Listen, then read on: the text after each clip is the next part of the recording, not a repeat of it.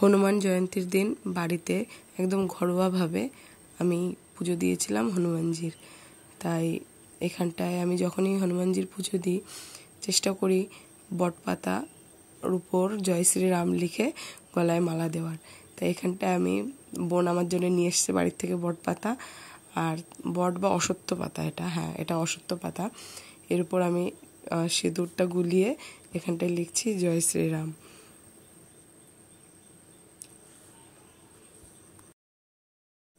আর এখানটায় দেখতে পাচ্ছ আমার লেখা হয়ে গেছে জয় শ্রীরাম। এইভাবেই বেজোড় পাতা নিতে হবে, হয় 5টা নয় 7টা, না হলে 11টা, বুঝতে পারছো বেজোড় নিতে হবে। আমি এখানটায় 11টা মতো পাতা নিয়েছিলাম আর তাতে লিখেছিলাম জয় শ্রীরাম। তারপর এখানটায় আমি পঞ্চপ্রদীপ সাজাচ্ছি। এখানটায় আমি চামেলি তেল ইউজ করেছি। মানে কথিত আছে যে চামেলি বা জুঁই ফুলের তেল হনুমানজির খুব প্রিয়, এই সুগন্ধিটা ওনার খুব ভালো লাগে। তাই এখানটায় জুঁই ফুলের তেল দিয়েই আমি হনুমানজির প্রদীপটা জ্বালাবো। আর এখানটায় দেখো আমার মালাটা কমপ্লিট হয়ে গেছে। আমি শাড়িও পরে নিয়েছি পুজো দেওয়ার জন্যে। এবার আমি মালাটা ভালো করে ঠাকুরের গলায় পরিয়ে দিলাম।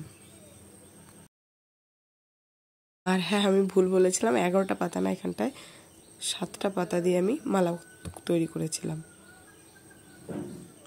তারপর এখানটায় পুজো দেওয়া শুরু হয়ে গেছে আমার।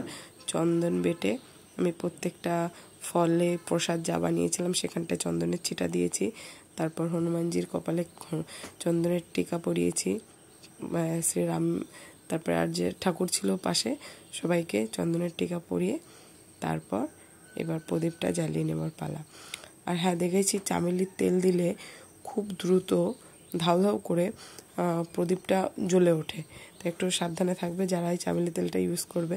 আমি নর্মালি হনুমানজির পুজো দেওয়ার সময় চামেলি তেলটা ইউজ করি, কিন্তু এবার কি হয়েছে পঞ্চপ্রদীপে ধাউ ধাউ করে উঠেছে, একটু ভয় লাগছিল। যেহেতু একটা প্রদীপ ইউজ করি, এখানটা পঞ্চপ্রদীপ ইউজ করেছি। দেখতে পাচ্ছ তোমরা কেমন জ্বলে উঠেছে এটা। তারপর প্রদীপটা জ্বালানোর পর এবার আমি ধুনো দিয়ে ধূপটাকে ভালো করে নারকেলের খোসার মধ্যে দিয়ে ভালো করে ধুনোর চিটা ধরিয়ে নিলাম। আর এখানটায় মোমবাতিও ধরিয়ে নিয়েছি। এবার আমার সংকল্প করে পুজো দেওয়ার পালা। প্রথমে আমি প্রদীপ দিয়ে পঞ্চপ্রদীপ দিয়ে আরতি করলাম, তারপর কর্পূর দিয়ে আরতি করলাম, তারপর ধুনুচি দিয়ে আরতি করে ধূপকাঠি দিয়ে আরতি করলাম।